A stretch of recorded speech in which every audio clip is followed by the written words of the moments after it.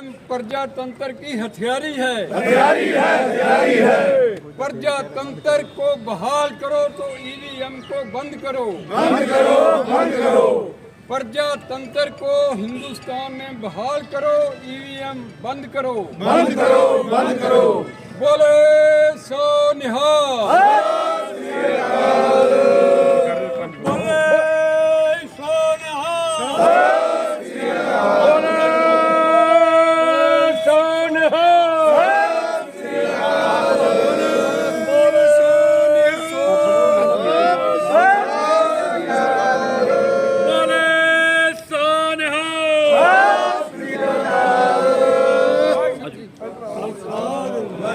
आज हम डीसी कुरुक्षेत्र को इसलिए मेमोरेंडम दिया है कि हमारे गुरुद्वारों का चुनाव हरियाणा का 19 जनवरी को हो रहा है और चुनाव आयोग की तरफ से ये डिक्लेयर किया गया कि चुनाव गुरुद्वारों का ईवीएम मशीन द्वारा होगा।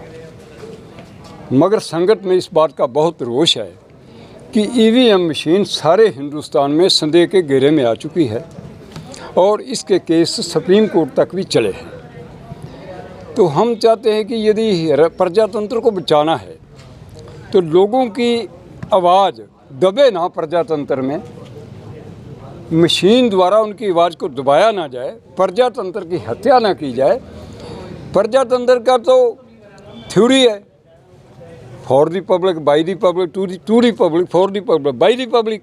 ये पब्लिक का प्रजातंत्र का है। तो यदि सारी हिंदुस्तान की जनता ये कह रही है कि ईवीएम पर हमें शक है, तो फिर ये चुनाव आयोग क्यों इस बात पे अड़ा हुआ है कि ईवीएम में चुनाव करवाएंगे।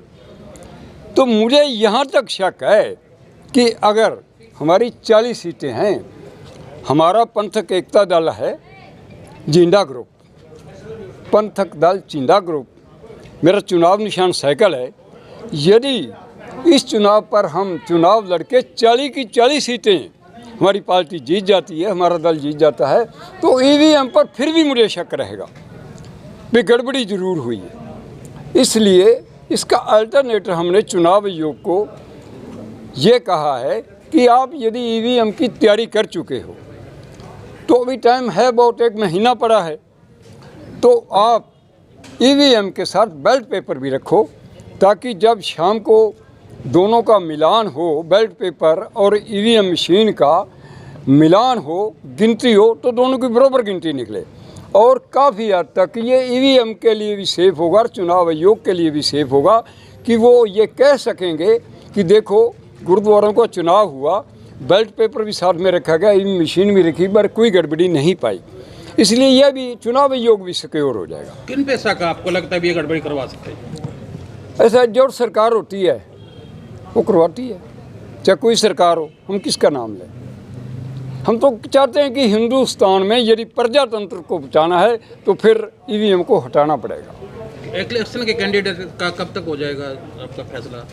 ऐसा जी, वो कैंडिडेट हम 20 तारीख को फाइनल कर देंगे क्योंकि 21 तारीख से नॉमिनेशन है और 20 तारीख को हम तकरीबन सारे कैंडिडेट जितने ज़्यादा से ज़्यादा हो सके तो 28 तक तो फाइनल करना ही है। जे किते गुरु घरां दे इलैक्शन ईवीएम द्वारा करवाया जाता तो कोई शंका फिर पैदा हो जाती ईवीएम ते फिर ये लोग महसूस करनगे भी सरकारां ਜਿਹੜੀਆਂ ने गुरु घरां नूं भी नहीं बख्श रही। इस करके असां अल्टरनेटिव दिता है चुनाव आयोग नूं तुहाडे थ्रू बई जे तुसां ईवीएम मशीन रखनी तुहां फैसला कर लिया ते ईवीएम मशीन नूं क्लीयरेंस देने वास्ते नाल बैलेट पेपर भी रखा है।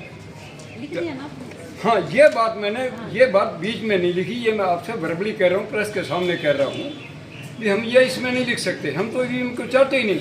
मगर मैं अल्टरनेटिव दे रहा हूँ जुबानी तौर पर प्रेस के सामने आपको, भाई यदि, क्योंकि मैं लिखूँगा तो हमारा केस कमज़ोर हो जाएगा, मैं लिख नहीं सकता।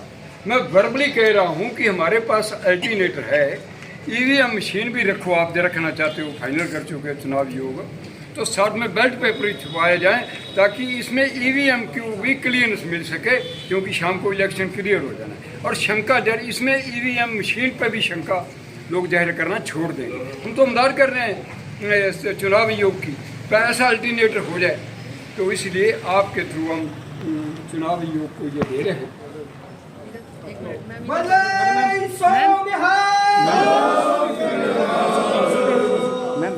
मैम थोड़ा